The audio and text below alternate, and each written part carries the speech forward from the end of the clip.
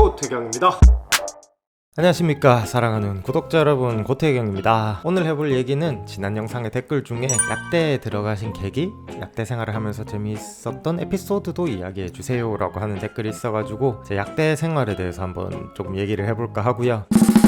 고태경 곰곰이 한번 생각을 해봤는데 마땅히 에피소드가 크게 없더라고요. 그게 왜냐면 제가 약대 들어오고 나가지고 컴퓨터 게임에 중독이 좀 심하게 됐었어가지고 약대에 들어가게 된 계기라든지 약대에 들어가기까지의 그런 과정에 대해서 중점적으로 한번 얘기를 해보려고 합니다. 우선 제가 약대에 들어가게 된 계기에 대해서 조금 말씀을 드리자면, 고등학교 때 저는 이과였거든요. 일단 공대는 내가 안 가야겠다라고 생각을 했었어요. 고등학교가 남고였는데 제가 대학 생활에 좀 굉장히 로망이 있었어 가지고 공대를 가면 왠지 지금이랑 느낌이 거의 비슷할 것 같은 거예요. 공대를 딱 제껴버리면요 남는 게 거의 없어요, 학과가. 그래서 그 중에서 딱 고민을 하다 보니까 마침 또 저희 어머니가 간호사셨거든요. 그래가지고 어려서부터 좀 이런 말씀을 많이 하셨어요. 의료계통 쪽으로 좀 종사를 했으면 좋겠다라는 게 제 무의식 중에 좀 그런 게 있었나 봐. 그래가지고 때를 또 보니까 약대가 없어. 알아보니까는 제가 공고학번인데 공고학번부터는 수능으로 약대를 갈 수 있는 방법이 없대. 보니까 무슨 피트라는 시험을 쳐야 된대. 그 시험은 무슨 뭐 대학교 2년을 다니고 또 시험을 쳐가지고 약대를 가야 된다는 거예요.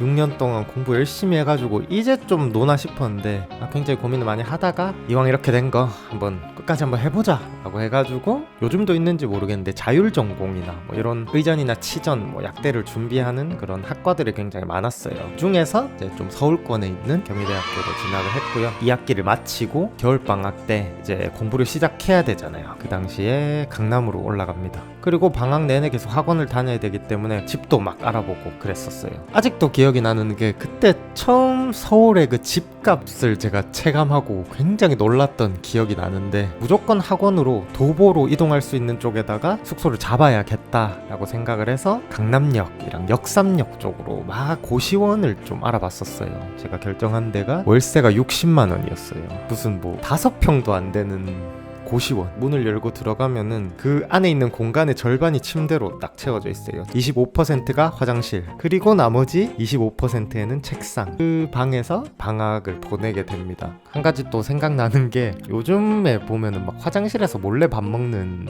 그런 거 약간 짤로 많이 돌잖아요. 실제로 저도 그랬었던 기억이 있거든요.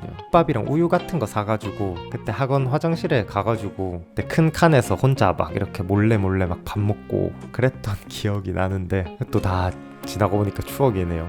그렇게 학교 다니면서 피트 시험이 8월 중순쯤에 치러졌었어 가지고 피트 시험을 쳤어요. 치고 나서는 뭐 그냥 아무 생각 없었어요. 그냥 이제 끝났다 싶은 생각이 들고 점수를 딱 매겨봤는데, 앙보는 진짜 열심히 했거든요, 제가. 근데 점수는 솔직히 그렇게 좋지는 않았어요. 그래가지고 피트는 2군데를 지원할 수가 있거든요. 그래서 제가 그때 동국대학교, 영남대학교를 지원을 했습니다. 근데 영남대는 떨어졌네. 아직도 기억이 나는 게 대기번호 7번이었어요. 동국대학교는 택도 없고 예비 한 70번이었나 50번이었거든요. 어떡하나 하고 생각을 하고 있었는데, 첫 번째 추합 발표 날에 합격을 합니다. 영남대학교 약학대학에 입학을 하게 됐고, 그렇게 합격을 해가지고 여러분들이 영상에서 많이 보셨던 그 집을 계약을 하고 이제 약대 생활을 시작을 하게 된 거죠. 그때가 제가 이제 22살이 되던 해입니다.